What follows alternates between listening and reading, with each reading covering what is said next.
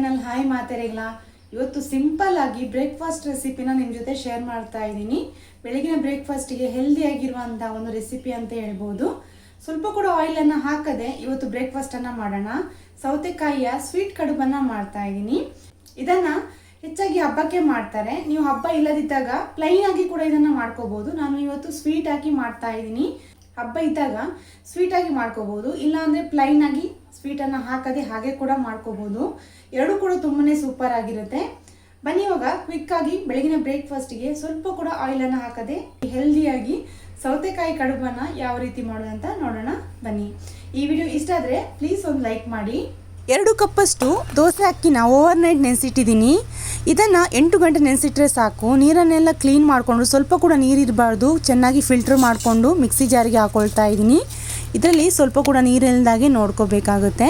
ಇವಾಗ ಒಂದು ಸೌತೆಕಾಯಿನ ಸಣ್ಣದಾಗಿ ಕಟ್ ಮಾಡಿಕೊಂಡು ಸೇರಿಸ್ಕೊಳ್ಳೋಣ. ರುಚಿಗೆ ತಕ್ಕಷ್ಟು ಉಪ್ಪನ್ನು ಹಾಕಿ ಇವಾಗ ಸ್ವಲ್ಪ ಕೂಡ ನೀರನ್ನು ಹಾಕದೆ ಇದನ್ನು ನೈಸಾಗಿ ರುಬ್ಕೊಳ್ಳೋಣ. ನೀರನ್ನು ಹಾಕಬಾರ್ದು, ಯಾಕಂದರೆ ನಾನು ಬಾಳೆ ಎಲೆಯಲ್ಲಿ ಮಾಡೋದ್ರಿಂದ ಎಲೆ ಮೇಲೆ ಸ್ಪ್ರೆಡ್ ಮಾಡ್ಕೊಳ್ಳುವಾಗ ಕರೆಕ್ಟಾಗಿ ನಿಂತ್ಕೊಳ್ಳಲ್ಲ, ಇಳಿದೋಗುತ್ತೆ. ಅದರಿಂದ ಇಷ್ಟು ಗಟ್ಟಿಯಾಗಿ ತಿಕ್ಕಾಗಿ ನಾವು ರುಬ್ಬಿ ರೆಡಿ ಮಾಡ್ಕೋಬೇಕು ಹಿಟ್ಟನ್ನು.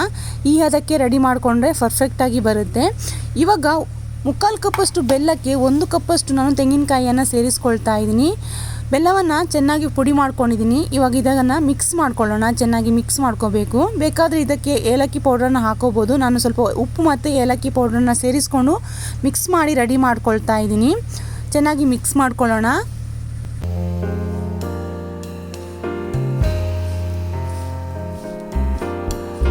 ಈ ರೀತಿ ಮಿಕ್ಸ್ ಮಾಡಿ ರೆಡಿ ಮಾಡ್ಕೊಂಡಿದ್ದೀನಿ. ಇವಾಗ ಒಂದು ಬಾಳೆ ಎಲೆನ ಸಣ್ಣದಾಗಿ ಕಟ್ ಮಾಡಿ ರೆಡಿ ಮಾಡ್ಕೊಂಡಿದ್ದೀನಿ. ಈ ರೀತಿಯಾಗಿ ಇದನ್ನು ಸ್ವಲ್ಪ ಬಿಸಿ ಮಾಡ್ಕೋಬೇಕು, ಇಲ್ಲಾಂದರೆ ಹರಿದು ಹೋಗುತ್ತೆ. ಅದರಿಂದ ಸ್ವಲ್ಪ ಬಾಳೆ ಎಲೆನ ಬಿಸಿ ಮಾಡಿಕೊಂಡು ಆಮೇಲೆ ಇದಕ್ಕೆ ಹಿಟ್ಟನ್ನು ಸ್ಪ್ರೆಡ್ ಮಾಡ್ಕೊಳ್ಳೋಣ. ನಾನು ಸಣ್ಣದಾಗಿ ಮಾಡ್ಕೊಳ್ತಾ ಇದ್ದೀನಿ. ನೀವು ಸ್ವಲ್ಪ ಉದ್ದವಾಗಿ ಬೇಕಾದರೆ ಎಲೆಯನ್ನು ಸ್ವಲ್ಪ ಉದ್ದವಾಗಿ ಕಟ್ ಮಾಡಿಕೊಂಡು ಆಮೇಲೆ ಮಾಡ್ಕೊಳ್ಳಿ. ಈ ರೀತಿ ತೆಳುವಾಗಿ ಇದಕ್ಕೆ ಸ್ಪ್ರೆಡ್ ಮಾಡ್ಕೋಬೇಕು. ಸ್ಪೂನ್ನ ಸಹಾಯದಿಂದ ನಾನು ಈ ರೀತಿ ಮಾಡ್ಕೊಂಡಿದ್ದೀನಿ. ನೀವು ಕೈಯಲ್ಲಿ ಕೂಡ ತೆಳುವಾಗಿ ಹಾಕೋಬೋದು.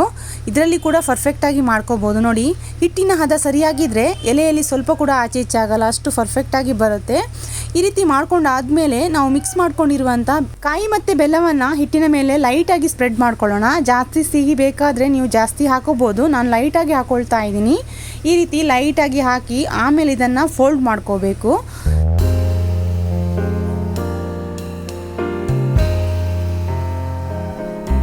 ಈ ರೀತಿ ಫೋಲ್ಡ್ ಮಾಡಿಕೊಂಡು ಇಡ್ಲಿ ಸ್ಟೀಮರಲ್ಲಿ ಇಟ್ಟು ಇದನ್ನು ಬೇಯಿಸ್ಕೋಬೇಕು. 20 ನಿಮಿಷ ಬೇಯಿಸಿದರೆ ಸಾಕು. ಇವಾಗ ಎಲ್ಲವನ್ನು ಕೂಡ ಇದೇ ರೀತಿ ರೆಡಿ ಮಾಡಿಕೊಂಡು ಆಮೇಲೆ ಒಟ್ಟಿಗೆ ಇದನ್ನು ಬೇಯಿಸ್ಕೊಳ್ತಾ ಇದ್ದೀನಿ.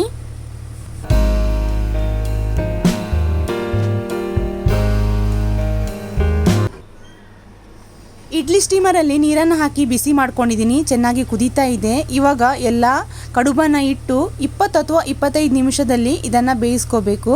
ನೋಡಿ, 25 ಮಿನಿಟ್ಸ್ ಆದಮೇಲೆ ಇದನ್ನು ತೆಗೆದು ನೋಡೋಣ. ಚೆನ್ನಾಗಿ ಬೆಂದಿದೆ. ಒಂದ್ಸಲ ಚೆಕ್ ಮಾಡ್ಕೊಳ್ಳಿ.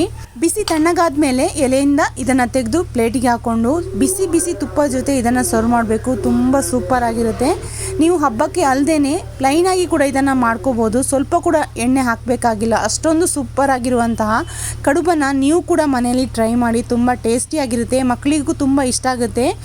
ಇದೇ ರೀತಿ ನೀವು ಕೂಡ ಟ್ರೈ ಮಾಡಿ ಅಂತ ಹೇಳ್ತಾ ಈ ವಿಡಿಯೋ ಇಷ್ಟ ಆದರೆ ಲೈಕ್ ಮಾಡಿ. ಹಾಗೆ ನೀವು ಕೂಡ ಇದೇ ರೆಸಿಪಿನ ಟ್ರೈ ಮಾಡಿ.